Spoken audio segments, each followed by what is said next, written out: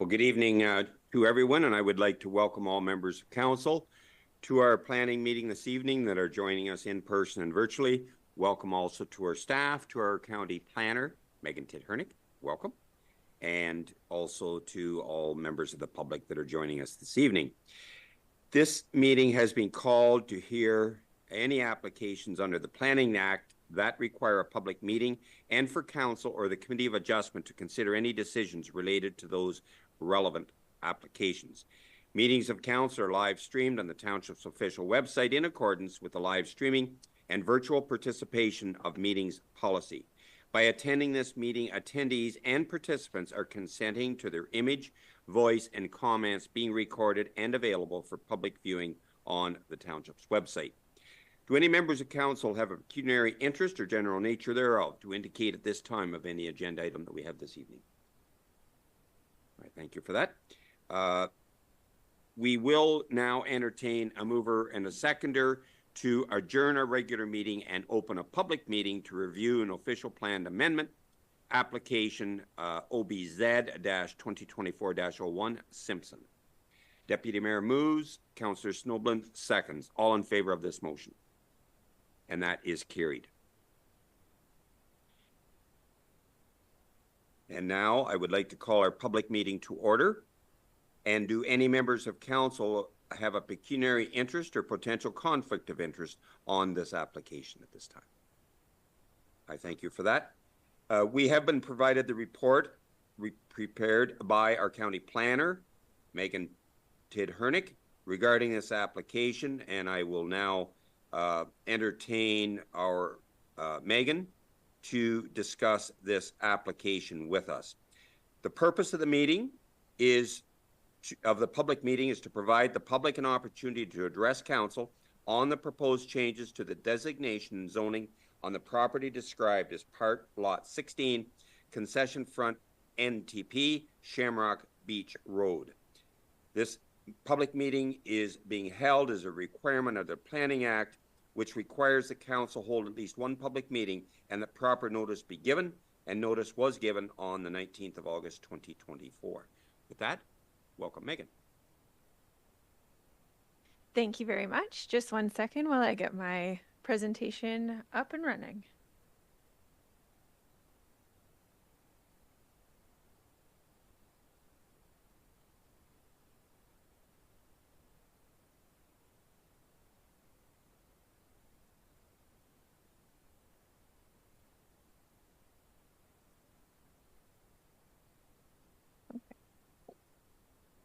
Good evening, everyone. We're here to talk today about an official plan amendment as well as a zoning bylaw amendment. This is at Concession Front, NTP, Part Lot 16 in Ashfield, and it is along Shamrock Beach Road. It does not have a 911 number currently, but it is along Shamrock Beach Road. So here we have the property. You can see it is bounded by Highway 21 and the lake is on the west. The total area is approximately 32 hectares or 79 acres. It is outlined in green here on the map. So the official plan amendment is proposed to redesignate lands. You can see this highlighted. So the yellow hatching is currently designated Lakeshore Residential. And then we have the kind of slashed hatching, the other hatching with no yellow, and that is currently agriculture. And we are going to redesignate that to future development. So we're just kind of switching areas here.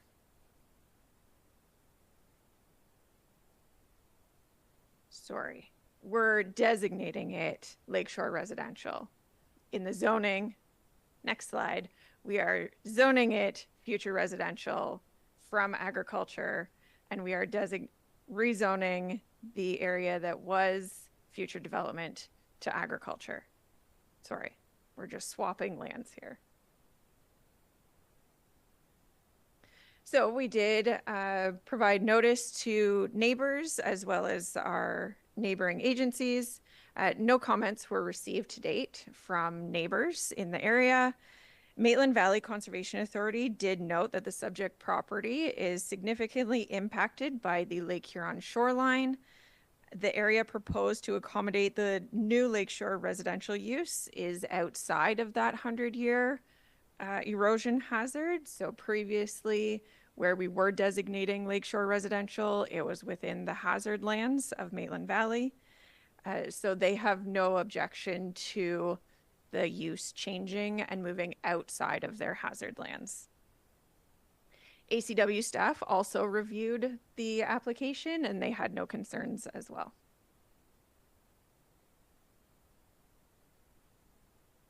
So from a planning perspective, the ACW official plan directs development to designated areas along the lakeshore, provided the natural features and functions are protected and that the development is compatible with surrounding uses. So the applicant's proposal does maintain the intent of the official plan. It is to ensure that there are adequate lands within the settlement area to permit recreational residential uses and to ensure efficient use of land. So the subject lands that will be changed to future development will remain vacant until a proposal is brought forward. The proposal does not negatively impact any surrounding land uses that are currently there. And the future development zoning will ensure that if a proposal is brought forward for residential use, that an appropriate site plan and servicing provisions will be provided at the time of development. So considering the amendment has regard for matters of provincial interest, are consistent with the provincial policy statement and conform to both the Huron County and ACW official plan, it is recommended for approval of this application. Okay, thank you very much. Would the applicant and or agent care to make any comments at this time on this application? Okay, thank you. Do any members of the public, is there anyone that would like to speak in opposition to this application? Are there any members of the public that would like to speak in favor of this application? Hearing none, I'll open it up to council for any questions or comments. And first to Councillor Miltenberg, please. Thanks. I don't have any problems at all with this. It seems to make perfect sense. It's more with the process because I struggle sometimes to understand what you're doing up there. In the past, my understanding was we can't create new future development, or we can't, if we are, we have to move them from someplace. So is the reason that this is working is because we're putting some back into agriculture? Is that why this works? Thank you for that. Megan, please. Yes, so essentially we're taking an area that is already designated future development and moving it to a more appropriate location outside of hazard lands. Yeah, okay, please continue. And big picture, and you probably may not know this answer. I mean, this makes perfect sense. So why was it zoned the other way? Like, why would they put the future development over there and the agriculture? Like, it's kind of backwards the way it is, right? Thank you for that. Megan, please. Yeah, that's a fair question. So in the zoning bylaw, this future development lands are kind of slated for if the first row of cottages needs to move back or other development happening along the lakeshore. But as time goes on, we know that Maitland Valley has a vested interest in preserving the natural hazards. So as we go through our update to the zoning bylaw, specifically along the shoreline, these areas will be looked at, and should they be changed? Potentially, yeah.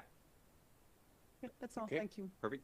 Thank you for that. Any other members of council have any questions or comments?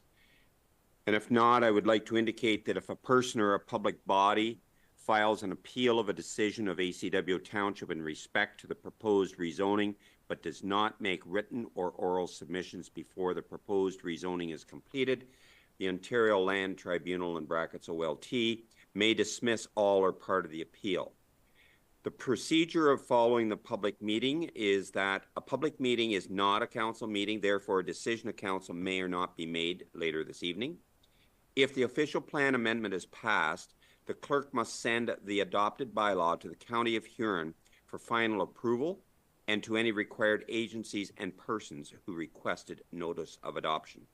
Should council wish to adopt the zoning bylaw, it will only be given first and second reading and will be provisionally adopted on will be provisionally adopted until approved by official plan amendment and has been approved by both Township Council and County Council. Third and final reading will be given for consideration. If the zoning bylaw amendment is passed, the clerk must send notice of the passing of the bylaw to all required agencies and to any public or person or public body that has requested it. There is a 20-day objection period from the time of passing. Notice of passing has been sent where submissions will be received by the clerk.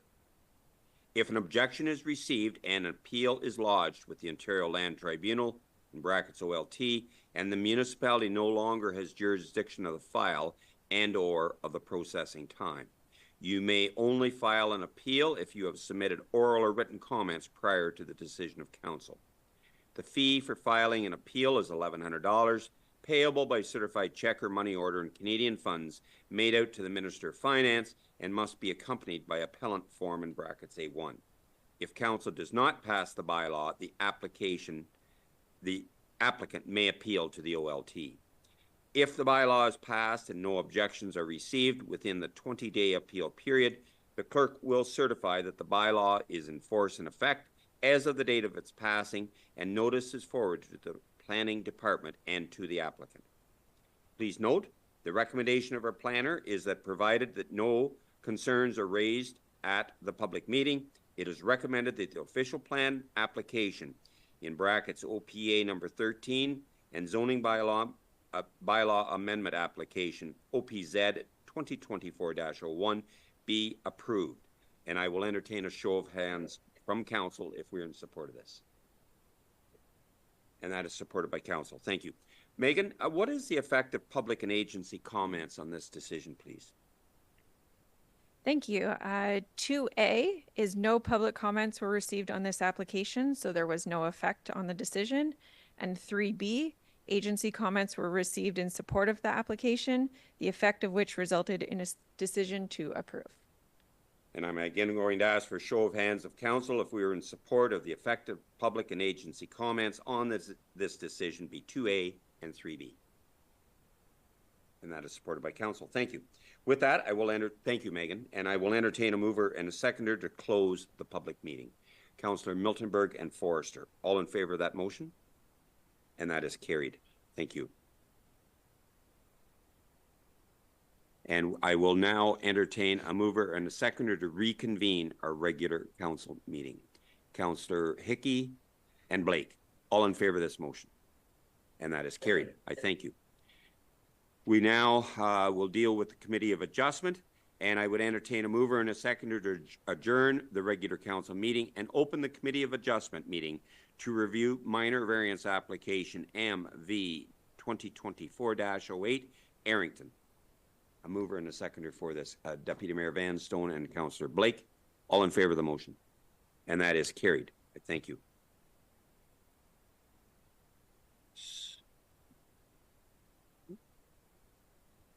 We have our Committee of Adjustment meeting. I would like to call this meeting to order and ask if any members of council have a pecuniary interest or potential conflict of interest on this agenda item. None noted. I thank you for that. We will review the application for minor variance MV-2024-08 Arrington. We have been provided as council a copy of the report prepared by our county planner, Megan Tidhernick, regarding this application, and the planner will now review the application with the Committee of Adjustment. Megan, please. Thank you.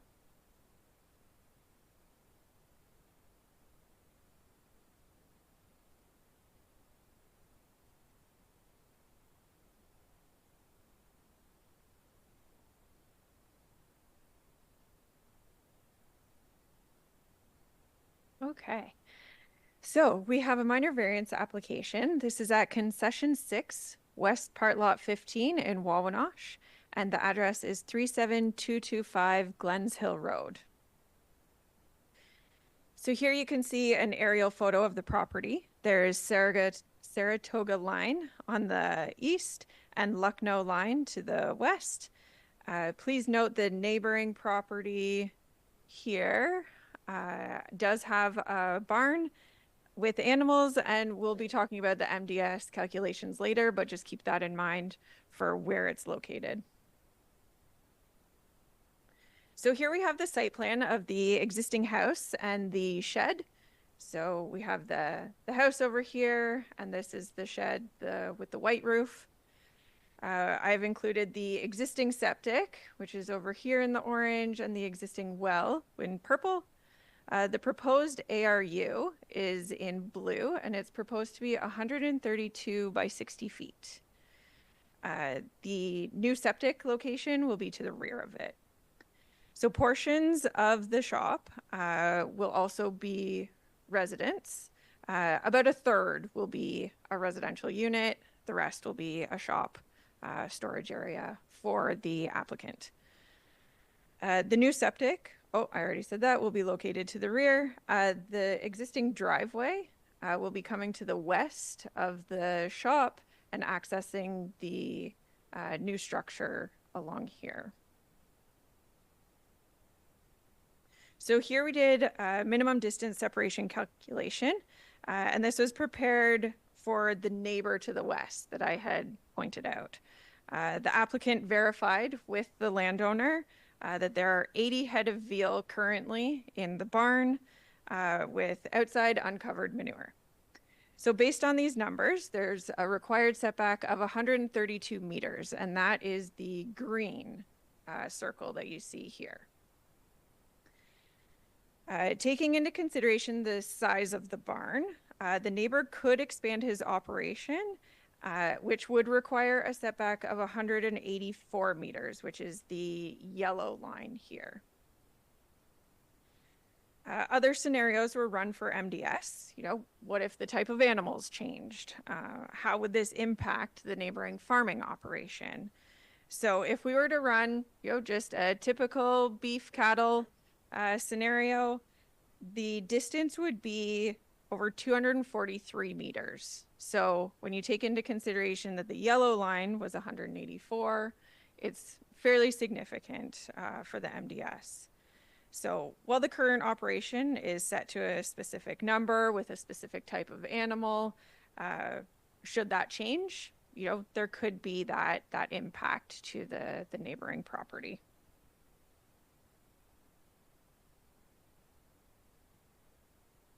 So when we circulated, we did not receive any comments from the neighbors to date. ACW staff also had no concerns with the proposed location of the development as it stands today. From the planning review, so the zoning bylaw states that ARUs are permitted on an AG1 property, but they have to meet the following criteria. And number one, it must be located no further than 60 meters from that main dwelling. Number two, it must utilize the same laneway as the primary dwelling, which it does in this case. And three, it must comply with MDS to livestock facilities on separate lots. Currently it does, but could it have another impact? Maybe. So if the structure were to be relocated to behind the shop, kind of in the scrubby area, and I can go back here. So if it were to be located, you know, in this area here, we would have less of an impact to the neighboring MDS. They would be 60 meters from the main dwelling. We probably wouldn't be here today. So they could still use the same laneway. All of the criteria would be met. So based on the policy review that we talked about, you know, it is recommended to deny the minor variance application on the basis that it doesn't meet the 4 tests of the minor variance, and it doesn't meet the intention of the official plan and the zoning bylaw that we have today.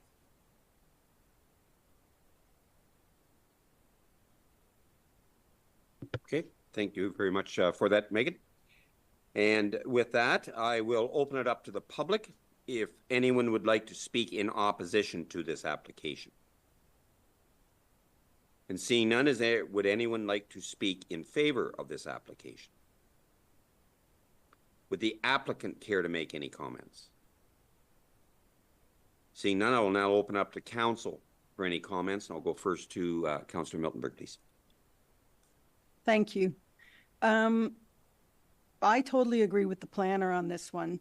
We've just allowed this. We talked about this at length. We decided 60 meters. We decided this, you know, the laneway, that it doesn't impact other barns.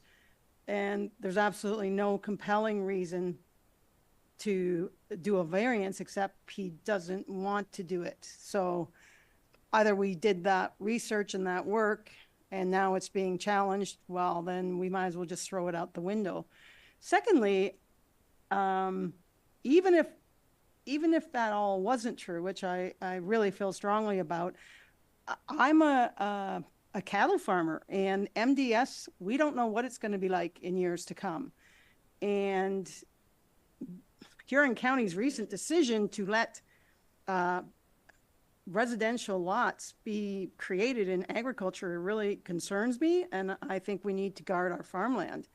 And I think that's a huge concern, that we're going to impact any livestock by allowing this structure. And I totally support the planner, and I don't know if you want a motion or where we go from here, but I agree with the planner.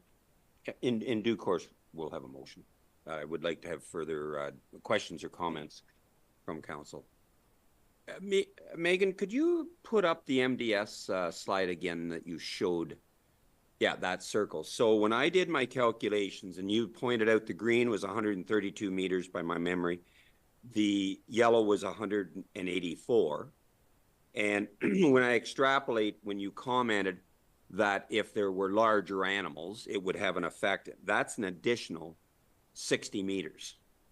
So when we think that the difference between the green and the yellow is 50, and when I go another 60 to extrapolate that, it's quite extensive. And so that would be a concern of mine, and I would not be I would not be in favor of this application. Deputy Mayor, please. Thank you. What would be the reason that they didn't build it where they could? Was that explained to you? Thanks for the question. Megan, please. No, this was the desired preferred location by the applicant. Yeah, thanks. Any further questions or comments? Councillor Forster, please. Okay, thank you, Glenn. But so like the next line for bigger livestock would encompass the original buildings too? Thanks for the question. Megan, please. Yes, it could. Yeah. Okay. But that other one would be in between, correct? That is correct. Yeah. Okay, thank you. Okay. Any further questions or comments? With that, Brett, please.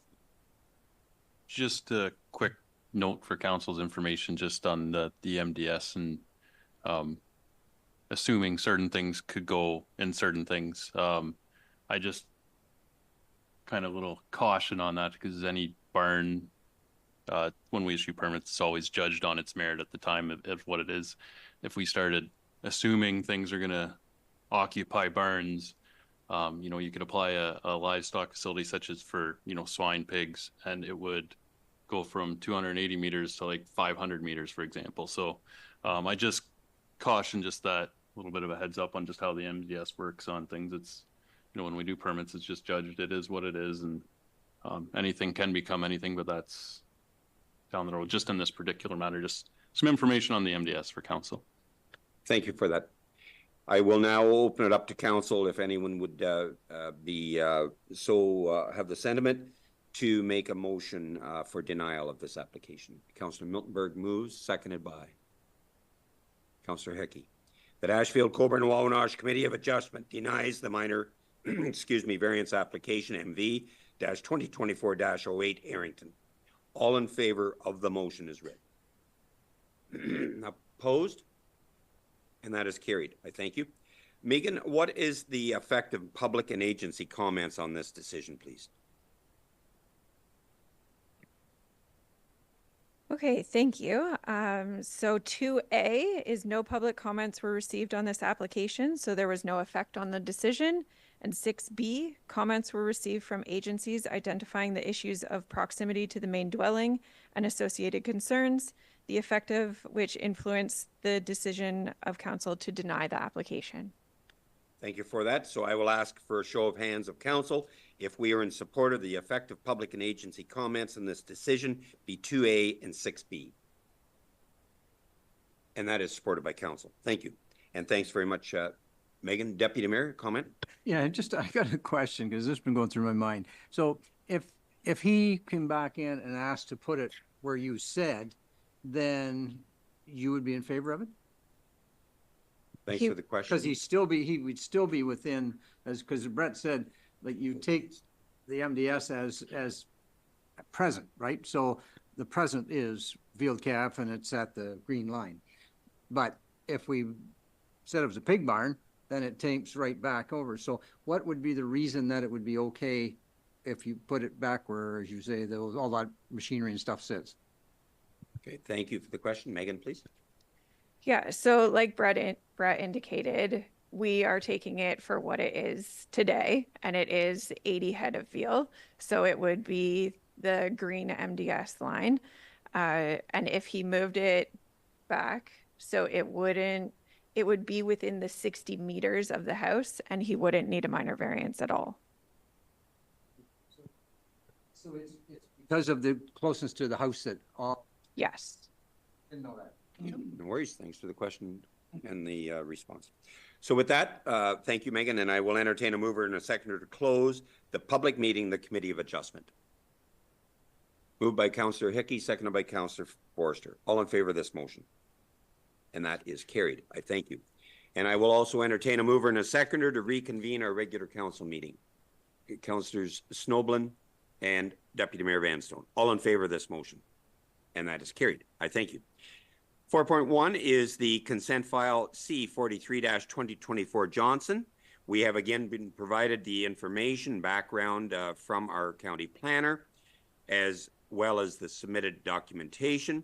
And I would now invite Megan to address council on this application. Please, Megan. Great, thank you. Just one second here.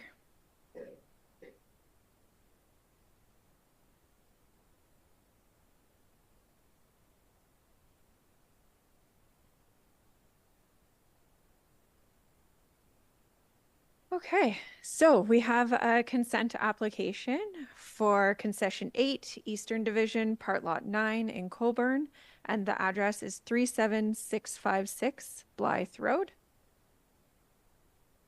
So here we have the subject property outlined in orange. It is approximately 100 acres. The proposed vacant agricultural land to be severed is approximately 50 acres. You can see that by the little dashed blue line. So the area to the north is going to be severed. So here we have the retained land in yellow. So there is a house and a barn, multiple outbuildings on that property currently.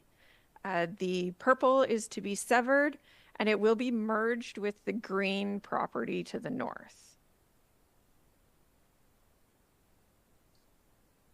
So when we circulated, there was one comment from a neighbor that was seeking clarifications on, what was happening, but they were not concerned with what was being proposed. They just needed some clarification on what the application actually meant. MVCA noted that the property is regulated, but they don't have a concern with the proposed severance either. ACW staff also had no concerns with the severance. So the planning comments. So from the provincial policy statement, it states that prime agricultural areas shall be protected for long-term use for agriculture. Lot creation in prime ag areas is discouraged and may only be permitted for agricultural uses, provided that the lot sizes are appropriate for the type of agricultural uses common in the area. The PPS, Huron County official plan, as well as the ACW official plan, consider extraction of mineral aggregate resources as an interim use and will permit the extraction provided that the site will be rehabilitated back to an agricultural condition. So that's just kind of some background on the extraction designation that is on both the severed and retained properties. So the Huron County official plan discourages lot creation in prime agricultural areas, but will be permitted in the following instances. So for agricultural uses, agricultural related uses, provided that the area of the new lot is kept to the minimum size. So that's if we're doing the surplus farm severance, and infrastructure or public service utilities. So the ACW official plan will permit severances in extractive resources, but it needs to follow the agricultural policies. So the agricultural policies for severing states that where the parcel is being conveyed and retained are for agricultural purposes, the consent may be granted, but the parcels need to be a minimum of 38 hectares, which is about 94 acres. The division of a 40-hectare parcel into smaller units is not permitted. So as the consent application is not consistent with the provincial policy statement, it doesn't conform to the county or ACW OP, it is recommended to council for denial. Thank you very much for that. So I will open it up to council if we have any questions or comments of Megan on this application. Deputy Mayor first, please. Yeah, I guess because I've been around for so long, that we have taken that 50 acres and merged it with a larger body of land. So really, we've still only got two parcels, and one's a 50 and one's the other. Personally, I see nothing wrong with that, and I would like to see it go through. But anyways, that's just my comments. Thank you. Okay, thank you for that. Councillor Hickey, please. Question about the property, the severed off area, is it divided by trees or something from that retained property? Is there kind of a fine line between the two sections, or is it open field between them all? Thank you for the question. Megan, please. There is no discernible feature for severing that lot. Does that answer your question? No, well, I was just curious, like, does he have access to that back section through his own property? Is he able to access it? Or is it blocked off with trees? Because if you see from the road, there's a bunch of trees there. I didn't know if it was kind of all one section or if it was kind of on its own anyways. Okay, thanks for that. Megan, please. It's my understanding that to farm the property, they go in off of the Johnson Pit property. Okay, Right. makes sense. Yep, so it kind of fits the property anyways, because there's I agree with the deputy mayor here. It's kind of tucked in the back. It's beside two other properties, not just the one that's going to merge with, but the other two to the west are also underneath Johnson ownership. And I think it's a perfect fit back where it is. Thank you. Okay, thanks for that. Any other questions or comments from council? Councillor Miltenberg, please. Yeah, I'm taking the opposite tack. I think if it goes against the provincial policy statement and the Huron County plan and the Ashfield-Colborne-Wawanosh official plan, all whose point is to protect farmland and not create lots in them, then I'm not sure why we would go against that. And I agree with the planner. Thank you for that. Any further questions or comments? I will suggest that I concur with Councillor Miltenberg when we need to protect farmland. Full stop. So I cannot support. I would agree with the recommendation of the planner on this.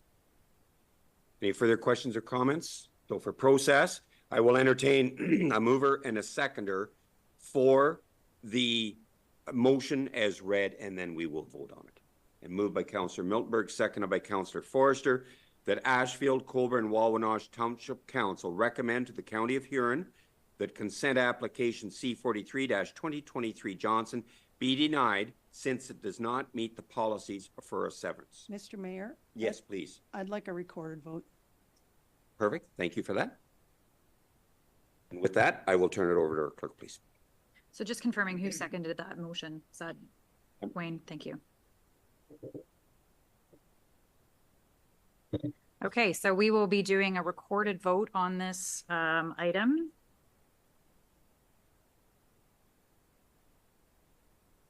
So I will go in random order and I will have I will do the mayor last. So the motion has been moved by Councillor Miltenberg, seconded by Councillor Forrester, that Ashfield-Colborne-Wawanosh Township Council recommend to the County of Huron that the consent application C-43 2024, I think that was a typo on my part, my apologies, be denied since it does not meet the policies for a severance. Vanstone. No. Snowblin. Hickey. No. Blake. No. Forrester. Miltenberg. Yes. McNeil. Yes. The motion carries. Okay, thank you very much for that. Megan, what would you recommend to us that the effect of public and agency comments on this decision would be, please? The effect will be 2A. No public comments were received on this application, so there was no effect on the decision.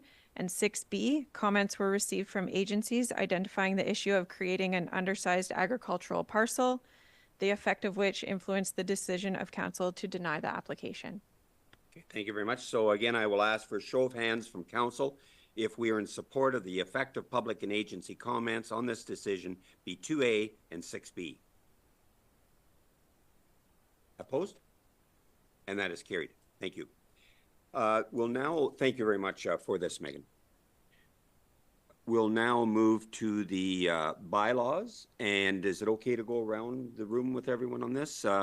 So the first would be 5.1, which is 56-2024, the official plan amendment number 13, would be moved by Deputy Mayor Vanstone, seconded by Councillor Snowblin, that leave be given to introduce bylaw number 56-2024, being a bylaw to amend the Township of Ashfield-Colborne-Wawanosh official plan, and then it now be read severally, a first, second, and third time, and finally passed this 10th day of September 2024. All in favor of this motion?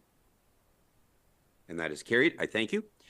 5.2 is 57-2024 ZBA Simpson, moved by Councillor Hickey, seconded by Councillor Miltenberg. The leave be given to introduce bylaw number 57-2024, being a bylaw to amend the zoning bylaw 32-2008 for the Township of Ashfield-Colborne-Wawanosh, and then it now be read severally, a first and second time, and provisionally adopted this 10th day of September 2024. All in favor of this motion? And that is again carried. The confirmation bylaw would be moved by Councillor Forrester, seconded by Councillor Blake. The leave be given to introduce bylaw number 58-2024, being a bylaw to confirm the proceedings of the Township of Ashfield-Colborne-Wawanosh Council meeting held on September 10th, 2024, and then it now be read severally, a first, second, and third time, and finally passed this 10th day of September 2024. All in favor of the motion? And that is carried. And the adjournment would be from Councillor Forrester, seconded by Councillor Miltenberg, that Ashfield-Colborne-Wawanosh Township Council does now adjourn to meet again on September 17th, 2024 at 9 a.m. or the call of the mayor. All in favor of this motion? And that is carried. Thank you very much to all, and enjoy the rest of your evening.